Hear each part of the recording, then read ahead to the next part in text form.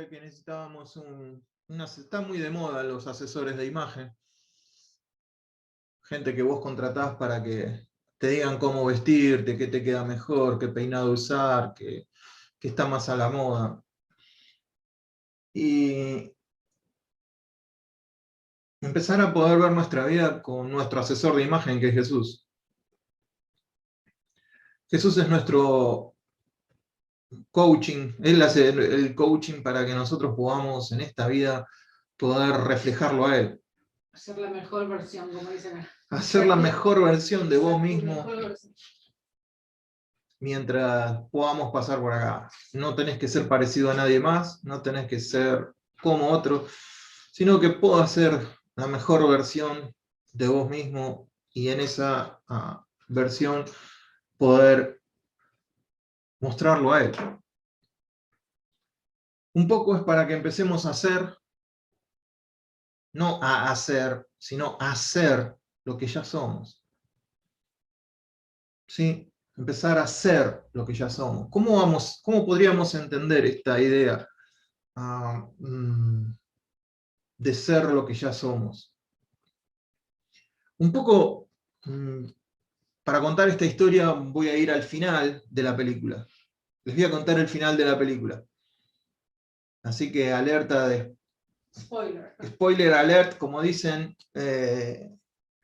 los chicos, dicen, no mires esto porque te arruina el spoiler alert, es que te arruina la película si miras eso. Te cuenta algo de la película que te arruina la película. Mi idea no es eso, porque está en la Biblia, pero vamos a ver el final de la película, cuál es el propósito de Dios. Al final de la película, y después sí vamos a caminar cada uno de los pasos. Si ustedes tienen su Biblia y lo quieren seguir, vamos a leer Apocalipsis capítulo 1.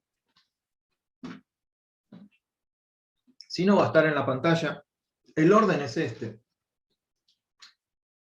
La revelación de Jesucristo, ¿sí? Apocalipsis es la revelación de Jesucristo. Se descubre una persona en todo el Apocalipsis. Del 1 al 22 se descubre quién es Jesucristo. Y esta revelación, ¿quién se la dio? Se la dio Dios, el Padre. ¿Para qué? Para manifestar, o sea, para que a los sentidos se haga una realidad. ¿A quiénes? A sus siervos. ¿Qué cosas? Las cosas que deben suceder pronto. ¿Y cómo la declaró? La declaró enviándola por medio de su ángel a su siervo Juan. Recibe la declaración y la manifestación Juan. ¿Qué cosa? Este Juan que ha dado testimonio, fíjense, como lo dio recién Jorge. Juan que ha dado testimonio de la palabra de Dios y del testimonio de Jesucristo y de todas las cosas que ha visto. ¿Quién? Juan. Bienaventurado el que lee y los que oyen las palabras de esta profecía y guardan las cosas en ella escritas, porque el tiempo está cerca.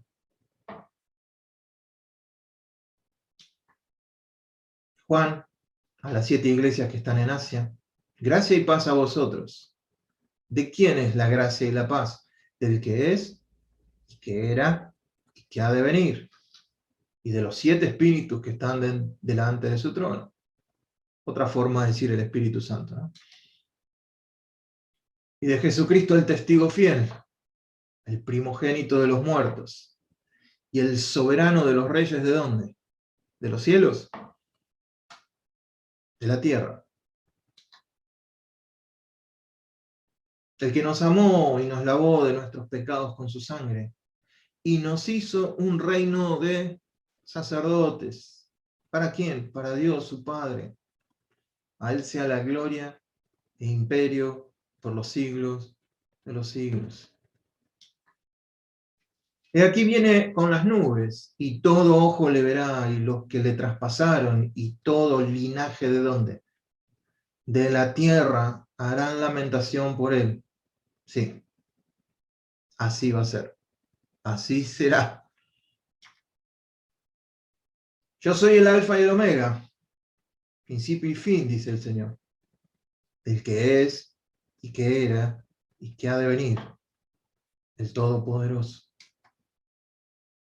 Yo, Juan, vuestro hermano, y copartícipe vuestro en la tribulación, en el reino y en la paciencia de Jesucristo, estaba en la isla llamada Patmos. ¿Por qué razón? Por causa de la palabra de Dios y el testimonio de Jesucristo. Juan podría, si hubiera escuchado el testimonio de Jorge, dice, copartícipe en la tribulación. Hermano nuestro, Juan, aunque apoyó su cabeza sobre el pecho de Jesús, copartícipe en las tribulaciones. Un hermano nuestro.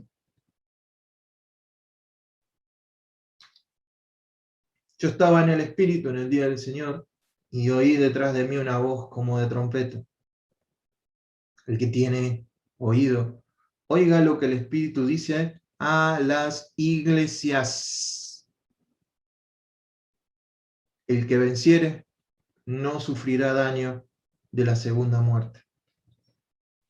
Ustedes ven que esto es un quiasmo, lo que yo les trato de explicar siempre para poder entender la palabra, cómo hay una simetría de ideas, donde la idea principal siempre está en el centro. Es una forma de, como en la poesía nuestra se riman palabras, el hebreo y en la Biblia sobre todo se riman ideas. Verdades se van rimando donde el centro es lo más importante. Lo podemos ver de esta manera, fíjense. La revelación de Jesucristo que Dios le dio para manifestar a sus siervos. ¿Quiénes son sus siervos? Las iglesias. ¿Ven cómo una idea corresponde con la otra? Espero no ser muy pesado con esto, capaz que esto me gusta a mí o me ayuda a entender la escritura, pero no quiero ser pesado con ustedes o muy técnico con esto. Yo creo que ayuda. La parte B, que ha dado testimonio de la palabra de Dios y testimonio de Jesucristo y de todas las cosas que ha visto. Se corresponde con la idea del 9, que dice que Él está en Patmos por la palabra de Dios y el testimonio de Jesucristo.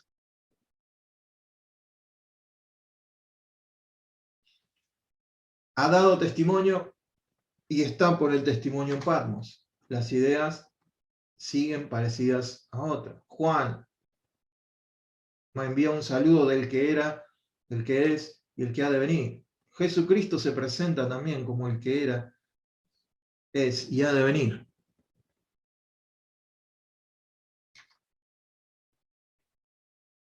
Soberano, Jesucristo primogénito de los muertos y soberano sobre los reyes de la tierra. O sea, cualquier persona sobre la tierra, Jesucristo está por encima. Y cuando Él vuelva, todos los linajes de la tierra lo verán y harán lamentación por Él. ¿Sí? Las ideas. Pero nosotros nos vamos a enfocar en el centro. Al que nos amó y nos lavó de nuestros pecados con su sangre. Cuando dice que nos lavó perfecta, completa y eternamente. De nuestros pecados es una obra completa. Y hay una conexión. Nos hizo, en muchas versiones dice reyes y sacerdotes, pero no tiene sentido. Los manuscritos más antiguos dicen Basilea. Basilea no es rey, sino es reino. Un reino de sacerdotes. ¿Sí? Basilea Teuteo, o sea, un reino de sacerdotes para Dios, su Padre. A Él sea la gloria e imperio de los siglos. Entonces le conté el final de la película. Ahora qué gracia tiene seguir. Oramos y nos vamos. ¿Qué sentido tiene ahora seguir con esto si ya les conté el final de la película? ¿Qué vamos a hacer? Ya nos preparó como un reino de sacerdotes. Esa es la idea futuro de Dios.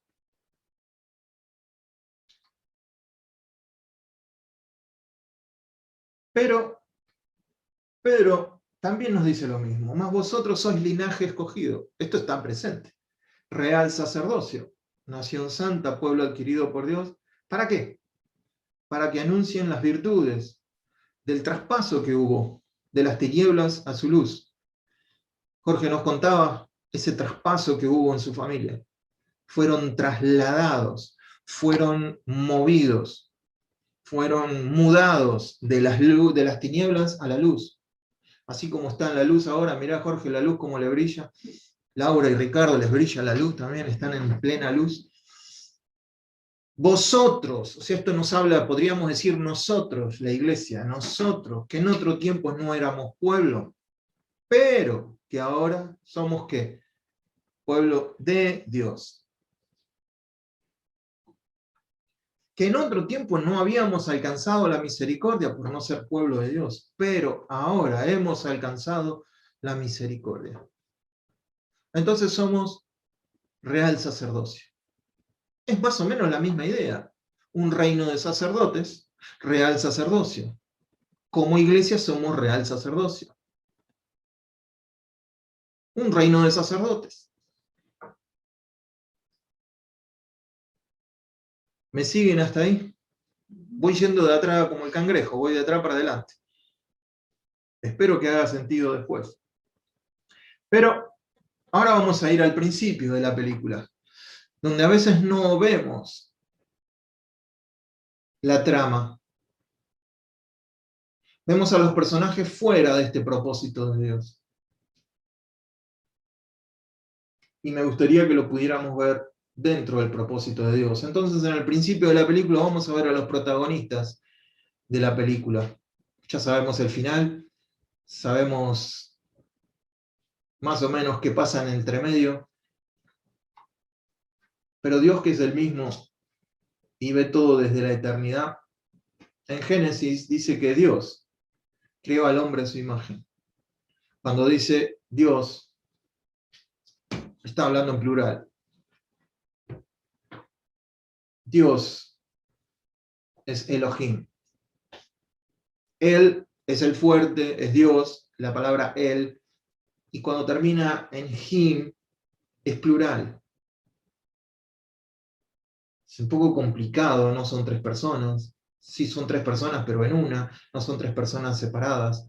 Son separadas, son distintas, pero no separadas. Hay distinción, pero no separación. Entonces, ese Dios en el que no hay distinción, que son tres en uno, decide crear al hombre a su imagen. Un Dios que está viviendo en comunidad, porque son tres, en comunión. Crea a alguien a su imagen. Esa persona que crea a su imagen tiene que vivir en comunión y en comunidad. Es como el pez, si el pez fue creado para el agua, tiene que vivir en el agua, o como el pez de la Andricina que se le salió y se le murió ahogado. No, ese es un chiste, pero en real el ambiente del pescado, el pez, es agua. El ambiente del ave es el aire. El ambiente del que está en Dios es la comunidad de los unos con los otros. Y la comunidad con Dios, obviamente. Entonces un Dios trino que tiene tanto amor para dar, en esa comunión eterna que tienen entre ellos, deciden crear al hombre, deciden crear la humanidad, deciden crear a alguien con quien compartir todo lo que ellos tienen. Antes de que todo pase, saben que ese hombre va a caer, saben que van a necesitar un Salvador, saben quién va a ser el Salvador, saben que va a morir el Cordero inmolado antes de la fundación del mundo. Todo está escrito y todo fue hecho desde ese momento. Porque Dios todavía no había creado el tiempo. Estaba fuera de tiempo. Entonces creó todo desde el sin tiempo. Entonces lo que a nosotros nos parece pasado, para Él es un presente, es un eterno presente. ¿Cómo puede ser que Jesús haya sido inmolado antes? Dios no está limitado por el tiempo. Entonces este Elohim es plural, es fuerte y es poderoso. Y este Elohim en plural crea al hombre. Y creó Dios al hombre a su imagen. A imagen de Dios lo creó. ¿Cómo los creó? Varón y hembra. Los dos son a imagen de Dios. no porque la mujer haya salido después, es que Dios dijo, che, mirá, Adán está mirando a todos los animales, creo que está mirando a la gorila femenina, la está mirando con cariño, vamos a hacerle una mujer antes que tengamos más problemas. No fue así, siempre estuvo en el plan de Dios la mujer, siempre estuvo. Lo que Dios quiere comunicar algo es que de dónde sale la mujer, de Adán. Y yo creo que eso es una gran imagen, una gran sombra de lo que iba a ser la iglesia. Porque del segundo Adán, o del último Adán, sale la novia, que es la iglesia. ¿De dónde sale? De su costado, de sus heridas. Entonces, hay una forma de leer la Biblia, que es leerla literalmente, y hay otra forma de leer la Biblia, que es verla macro, que ver cómo Dios va creando, salirse un poquito de lo que es la letra fría Y ver las imágenes. y ver las imágenes, más allá de lo que nos están diciendo, porque una de las cosas que tenemos que entender es que Génesis fue escrito. ¿Ustedes se dieron cuenta? El otro día, el 25 de mayo, yo me di cuenta que nosotros como país tenemos 200 y pico de años. Nada más. 200 años de país. Estados Unidos tiene 200 y piquito. Nada más. Y nosotros estamos leyendo, cuando leemos a Jesús, en una cultura extranjera que pasó hace 2000 años. 2000. En un idioma distinto al nuestro. Entonces, cuando leemos Génesis, tenemos que entender una cultura distinta. El otro día, un chico que hace rap, que vive en Pompeya, se dedica a hacer rap. Yo no le entendía nada a lo que decía, el lenguaje que usaba. Entonces a este chico le pusieron un tango de una persona que escribió en Pompeya hace 120 años atrás. El pibe no entendió nada del tango, porque era lunfardo.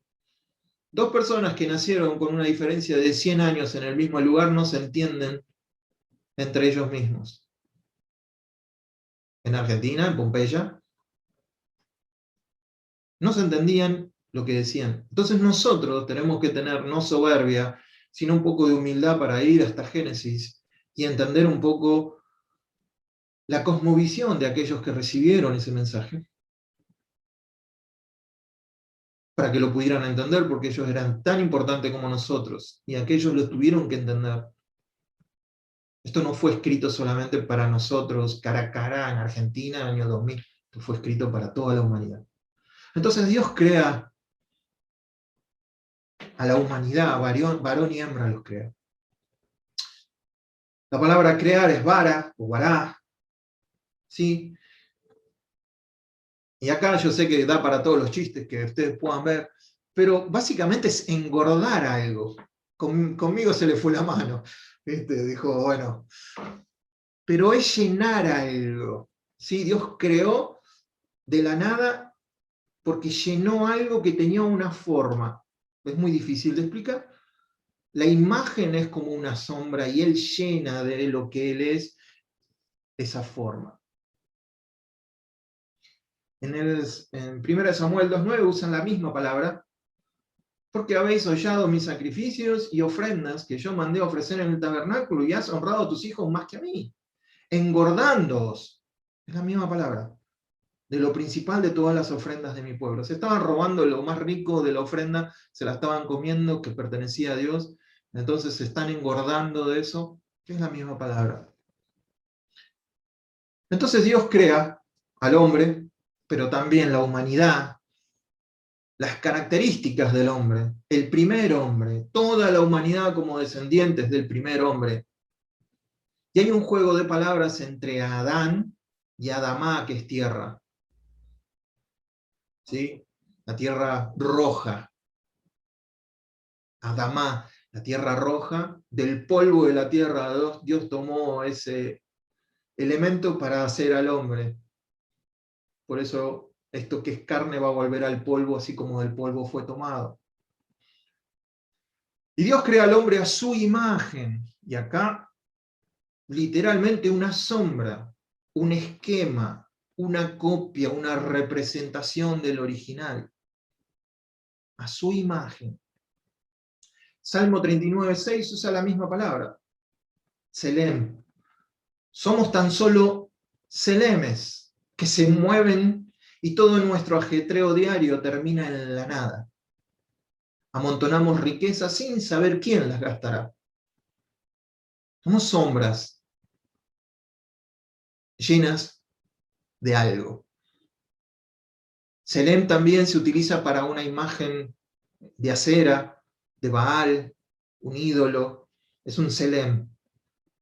Alguien que copia algo y hace algo a su semejanza, y generalmente esa semejanza del hombre. Entonces un Selem es un ídolo, pero no está lleno de nada, está vacío. Por eso un ídolo es nada para Dios. En cambio nosotros somos imagen, pero no somos nada porque estamos llenos de Dios. O por lo menos Adán y Eva estaban llenos de la vida de Dios. Entonces podríamos decir que hay muchas formas de transliterar esto, pero podríamos decir que Elohim, el Dios en tres personas, el gran poderoso, llenó al hombre o llenó al hombre y a la mujer para que sean una representación de él mismo en la tierra.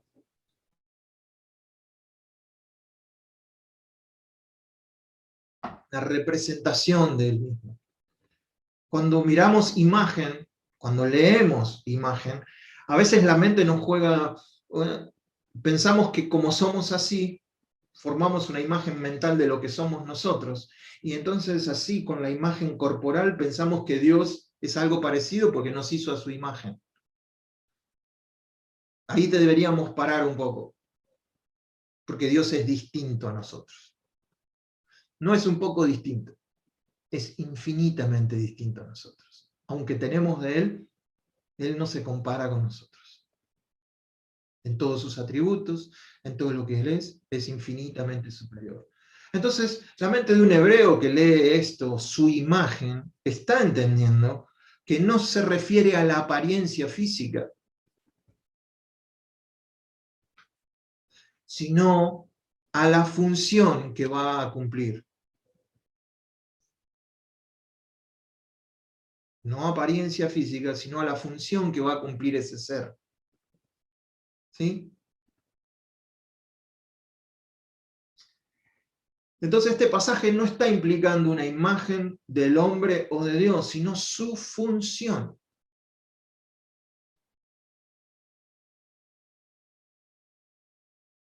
La función del hombre y la mujer en el Edén era a la imagen de Dios. A través de las palabras hebreas de este texto vemos que Dios había puesto en el hombre una sombra o representación de su propia función, o sea, su meta, su propósito, su pensamiento, para que el hombre pudiera, en el ámbito de él, representarlo. ¿Se va entendiendo o lo compliqué? Este es el principio de la película, y el principio de la película tiene que coincidir con el final de la película. Porque Dios va a restaurar todo en Apocalipsis. Todo lo que se perdió en el Edén. Entonces, este principio de película, ya vimos los personajes. Ahora vamos a ver un poco el rol de esos personajes, y es acá donde a mí más esto me... Entonces Dios dijo, hagamos al hombre a nuestra imagen, conforme a nuestra semejanza, y gobierne, o señoree en los peces del mar, en las aves de los cielos, en las bestias, en toda la tierra, y en todo animal que se arrastra sobre la tierra. Y creó Dios al hombre a su imagen, a imagen de Dios lo creó, varón y hembra los creó, y los bendijo Dios y les dijo, fructifiquen y multiplíquense. Es el propósito del rol de esta pareja, es gobernar. Tomó pues Jehová Dios al hombre y lo puso en el huerto del Edén. ¿Para qué? Fíjense, estas dos palabras son importantes. Porque pensamos que Adán y Eva eran dos labradores de tierra nada más. tenían una chacrita y se dedicaban a eso. Para que labrara y guardase. Esas dos palabras vamos a ver hoy. Y miren el primer mandamiento, cuando les pregunten cuál es el primer mandamiento que aparece en la Biblia, es este. Y mandó Jehová Dios al hombre diciendo, de todo árbol del huerto, y en el hebreo dice, comer, comer. ¿Se acuerdan cuando vimos Cantar de Cantares, Señores, señores? Cuando se repiten dos cosas es comer. Es un mandamiento, comer de todo árbol. Más del árbol de la ciencia del bien y del mal no comerás, porque del día que de él comieres, morirás muriendo. O morir va a ser el resultado. O sea que va a ser una muerte, por eso se traduce ciertamente morirás. Porque repite la palabra morir. Comiendo del árbol de la vida, vida, vida, comé, comé, y del árbol del mal, morí, morí. Muerte, muerte. Entonces, labrar y guardar. La palabra labrar es abad. Abad. Y es necesario que entremos en esto. Se usa a menudo con referencia a Dios. Se usa para servir a Dios. Serviréis a Dios sobre este monte. ¿Qué quiere decir eso? ¿Lo vas a adorar en este monte? Algunas versiones dicen así. Entonces, labrar, a veces lo limitamos a que, bueno, hacer un surco, poner una semilla, regar y... No, no, no. También es servir y también es adorar. A Jehová tu Dios temerás y a él solo servirás, misma palabra. Si obedecieres cuidadosamente mis mandamientos que yo os prescribí hoy, amando a Jehová vuestro Dios y sirviéndole con todo vuestro corazón. Es abad. Entonces, la palabra labrar se expande, cobra otro sentido. No está solo ahí para romper la tierra y plantar. El reino del Mesías, todas las naciones lo servirán. Misma palabra. No quiere, si yo digo este versículo, todas las naciones lo labrarán, no tiene mucho sentido, ¿no? Pero es la misma palabra. Lo adorarán. Lo adorarán, exactamente. Van a trabajar para él, van a adorarlo a él. Entonces la palabra abad se usa para trabajar. Harás todo, 6 días trabajarás y harás todo tu abad, todo tu trabajo, en 6 días. Y el séptimo vas a descansar. Abad se usa para servir, que todos los pueblos te sirvan. Abad se usa para adoración, porque yo estaré contigo y esto te será señal que yo te he enviado. Cuando hayas sacado de Egipto al pueblo, serviréis a Dios en este monte. Adoraréis a Dios en este monte. Y acá es la parte en donde nosotros tenemos que entender cómo fue cambiando la palabra. Acá es donde nos va a hacer sentido con el final de la película. ¿Están listos? Abad o abodá es servicio sacerdotal también. Mas tú y tus hijos guardaréis vuestro sacerdocio con todo lo relacionado al altar y del velo adentro, y ministraréis. Esa palabra ministraréis es la misma. Yo os he dado el don de servicio de vuestro sacerdocio, y el extraño que se acerque morirá. David, con Sadoc, de los hijos de Eleazar, y Ahimelech, de los hijos de Itamar, los repartió por sus turnos en el ministerio del tabernáculo, ¿no? Entonces, ese ministerio era el servicio sacerdotal que ellos hacían. Así mutó la palabra, pero tiene relación con su raíz. Labrar. Guardar. La palabra es llamar, es guardar, atender, proteger, retener. Esta palabra, David con ironía reprende a Abner, que no protegía a Saúl, o de no proteger a Saúl. ¿Sí? No has guardado al rey. También se usa en el sentido de tener cuidado, de vigilar. Él respondió diciendo, ¿acaso no te he de tener cuidado? ¿No he de tener cuidado de hablar lo que Jehová ponga en mi boca? Ese cuidado es misma palabra. Llamar no solo significa guardar, sino también cumplir con una responsabilidad. Estar vigilante. Espiar. Dice, y los que espiaban vieron a un hombre que salía de la ciudad. Estaban vigilantes mirando, cuidando, guardando. Cubre todo eso esa palabra. Entonces tenemos llamar. Fíjense acá cómo se usan las dos palabras. Si no me dieron bolilla hasta ahora, fíjense esto. Y Jehová habló a Moisés diciendo, haz que se te acerque la tribu de Leví. ¿Qué hacía la tribu de Leví? Sacerdocio. Y hazla estar delante del sacerdote Aarón, sumo sacerdote, delante del sumo sacerdote. ¿Quién es nuestro sumo sacerdote? Jesús. Para que le sirvan. Y desempeñen, llamar, el cargo de él, del sacerdocio. Y el encargo de toda la congregación delante del tabernáculo de reunión para servir en el ministerio del tabernáculo. Mismas palabras. Llamar y abad. Todo tiene que ver con el tabernáculo. Y guarden todos sus utensilios del tabernáculo de reunión. Y todo lo encargaron. ¿Ven cómo se repite? Guardar y labrar. No tiene mucho sentido en guardar y labrar. Parece que son dos pobrecitos indígenas que están cuidando la tierra. Sin embargo, son un real sacerdocio. Adán y Eva estaban siendo los primeros sacerdotes sobre la tierra. Números 8:26. Servían con sus hermanos en el tabernáculo de reunión. Reunión. ¿Qué hacían Adán y Eva en el Edén? Se reunían con Dios, caminaban con Dios y hablaban con Dios para hacer la guardia en el tabernáculo, pero no servirán en el ministerio. ¿Sí? Otra vez, no le estoy prestando atención a todo el texto, sino que quiero que vean cómo se repiten las palabras. Último versículo para ver la comparación. Pero tú y tus hijos contigo guardaréis a tu sacerdocio para todo lo relacionado con el altar y el interior del velo, y debes servir en el ministerio.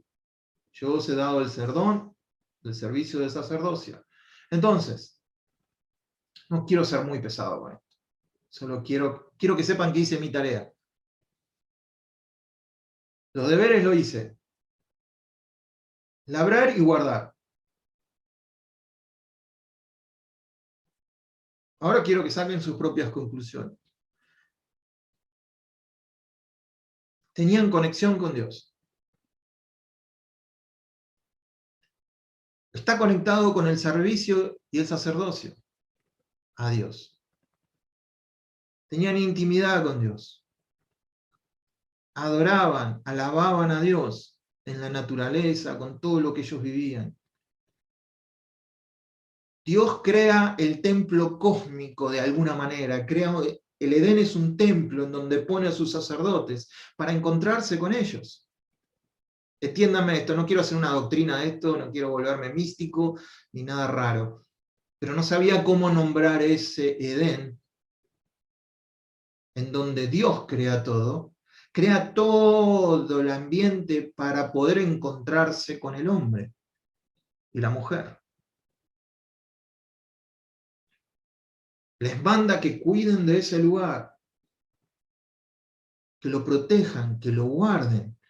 Entonces están haciendo un trabajo de sacerdocio.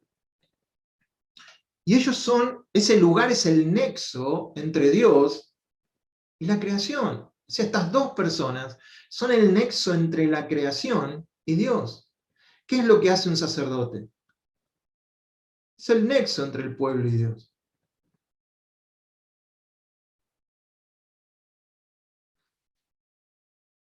Si nosotros podemos entender un poquito esto, yo me sentiría completamente satisfecho si esto a ustedes les hace sentido. Hemos visto el final de la película, que Dios quiere tener en aquel tiempo un reino de sacerdotes. ¿Es una idea nueva? No. ¿La iglesia es un reino de sacerdotes? ¿Es una idea nueva? No. Adán y Eva no tenemos, no lo hemos visto, no se nos ha enseñado, o quizás no lo hemos planteado como los primeros sacerdotes sobre la tierra. Porque al sacerdote siempre lo ligamos con rituales, con, no sé, utensilios dentro de un edificio y haciendo algún incienso, todo ese tipo de cosas, que son figuras, pero no es que hace al sacerdocio eso. Al sacerdocio lo hace que vos estás en contacto con Dios, para bajarlo a la gente, para bajarlo, para tener una intimidad con Él. ¿Ustedes creen que ese real, esa nación, ese reino de sacerdotes del futuro de Apocalipsis, es realmente que va a haber una iglesia y que los sacerdotes que Dios va a tener van a ministrar como un sacerdote católico, ortodoxo, va a tener esa liturgia y ese tipo de cosas? Yo no lo veo así. Entonces, en el principio, si vemos el final que no vas a hacer, el principio porque Dios hubiera creado algo distinto. Y porque Dios quiere restaurar esto. Entonces, todo lo que veamos entre el final y el principio tiene que concordar con estas dos cosas. Si no, estamos mirando mal. Nos estamos dejando llevar por la letra, por lo literal. Y nos estamos perdiendo el macro, la imagen. Vamos a lo micro, la palabrita, ver esto, lo otro. Pero en el cuadro grande, en lo panorámico, poder ver